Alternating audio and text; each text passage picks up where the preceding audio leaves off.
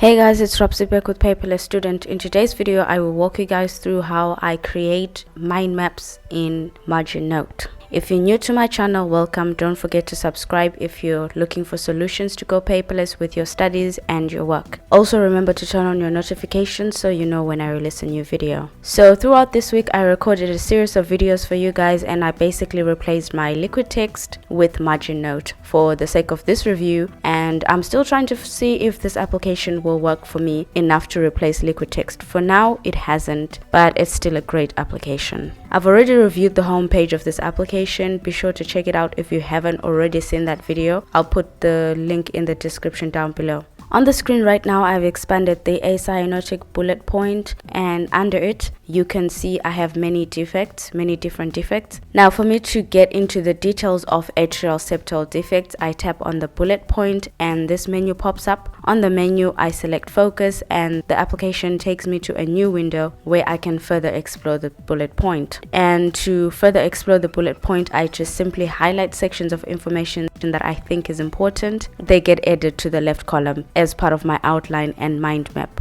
It is possible to group thoughts together under one heading, and to do that, I just simply tap multi-edit at the bottom of the page and select the notes that I want to group together. Then I'll go to this icon here at the bottom left corner of the column, and a menu also pops up when I tap this icon, and I select group from the options that I have, and I can get to rename this group to anything I want. I have named my group epidemiology. I did this a lot in my study notes. Now for this section, I decided to add a little more information to the main bullet point, and to do that I simply just copied the text from my textbook and pasted it into my outline, and the application automatically gives this new information that I added a different font, which is great because it distinguishes the two. I wish that they had more font options that will really make this application fun, but the ones that they have, they actually work and they're great. It was actually thoughtful that they had different fonts for this. This section of my study had a lot of copying and pasting and little highlighting.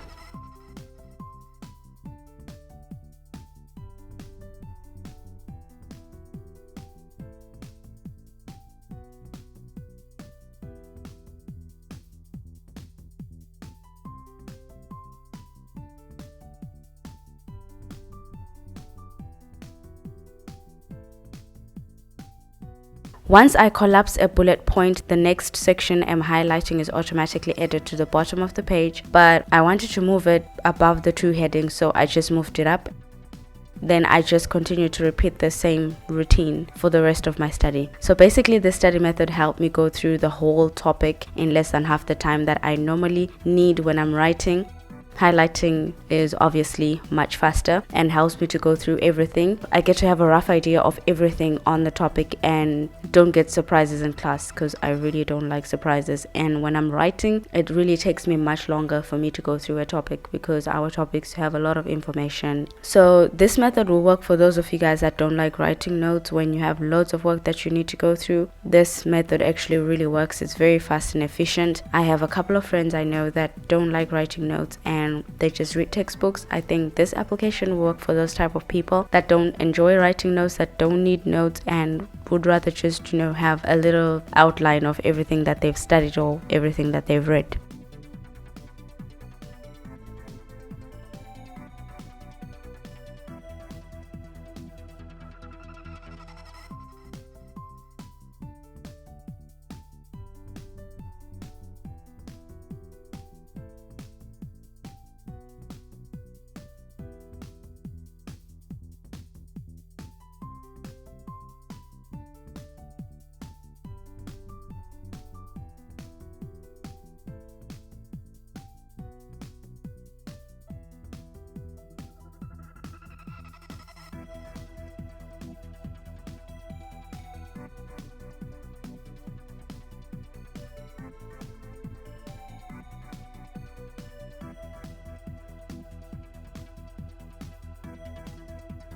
For this section, I decided I wanted this diagram in my notes, and so I selected the diagram and edited it as a note in my outline here on the left. But I didn't want the diagram to just be lying around in the notes. I wanted it to be connected to relevant notes. To do that, I went to multi-edit, selected the diagram plus the bullet point that I wanted to connect it to, and then I simply just merged the two and it became one note. So this is really efficient that you can merge different notes together. For the record, I am not the one who highlighted that whole paragraph, okay? It came with the notes. I just thought I should put it out there.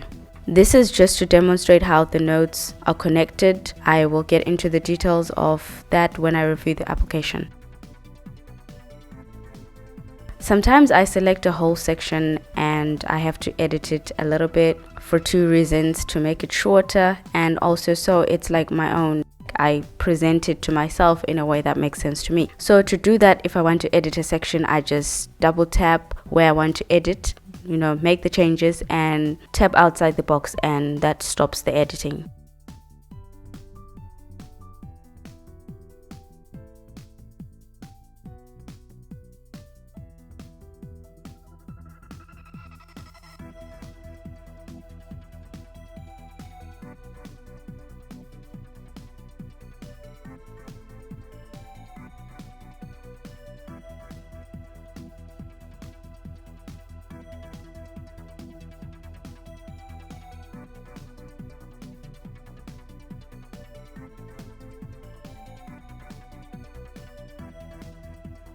So I decided not to record my whole study session. Obviously, I'm sure that would be a bore for you guys. And now let's move on to the next section. Here is my outline. I'll just make the column a little bit bigger. You can also just choose to see your notebook only without the textbook, because the setup that I had all along so far, I had my textbook on the right and my column, my outline on the left. But you can also just choose to look at only your notebook or only your textbook. I personally just use this mostly for my mind maps because I need to see all the whole picture of my mind maps. And now I am viewing the automatic mind map the application created from the outline. In this section, I decided to rearrange some ideas. It's easier to do this on the mind map than it is to do on the outline. For me personally, the outline gets messy very quickly because of the sub bullet points within bullet points. I just get very confused looking at the outline. When that happens, I find it easier to just work with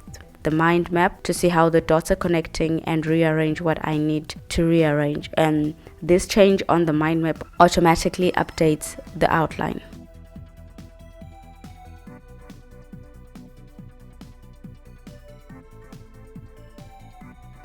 You can choose the way your mind map looks. Personally, I prefer the vertical layout where the mind map branches downwards rather than sideways. But in this application, it's actually easier to see a fuller picture of your mind map when it's in the horizontal way, because the vertical way tends to take up way more space, which makes the mind map tiny and difficult to read. So I decided to export this section of my mind map to my class notes. In this vertical layout, unfortunately, I can't read anything without zooming in. I am not a fan of zooming in on anything, so I didn't like that and I decided to go with a different look. So the writing is still tiny. I tried to enlarge the sections until I could read them without, straining my eyes.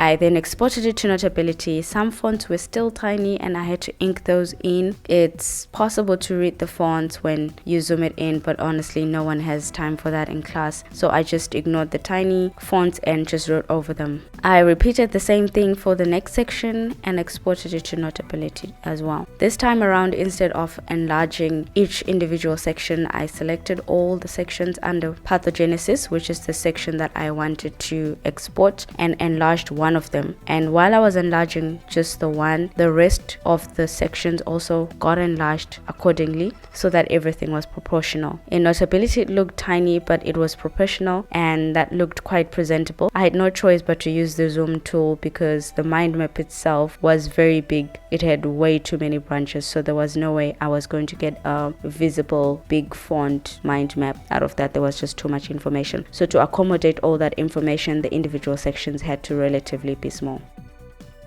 So I finished studying 3 topics after 3 days obviously, and our professor asked us to review all the 3 topics, and so here are all the outlines for all those 3 topics. I expanded all of them for you guys to see.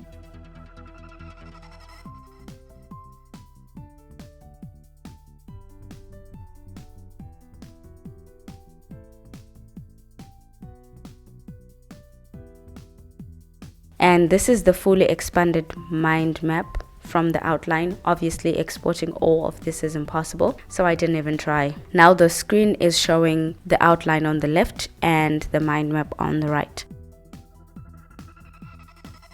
Here's the outline I have exported into Notability.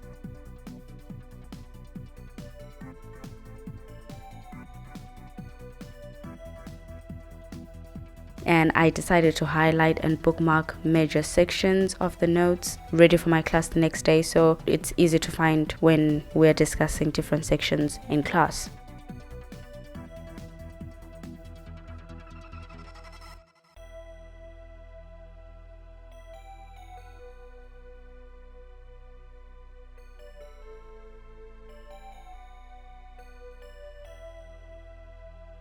And finally, in class, I recorded my professor's comments and annotated my PDF to add additional information that I could have missed while I was studying, and just writing down key important points that I must remember according to what the professor was explaining. And that is basically how I used my margin note this week to study for my subject that I'm currently studying. And that concludes today's video. I hope you guys found this video helpful. If you like this video, give it a thumbs up, share, comment, like, and subscribe. Do you think you're going to be trying margin note? Let me know in the comment section down below. Thank you guys for watching. I will see you guys in the next video. Bye.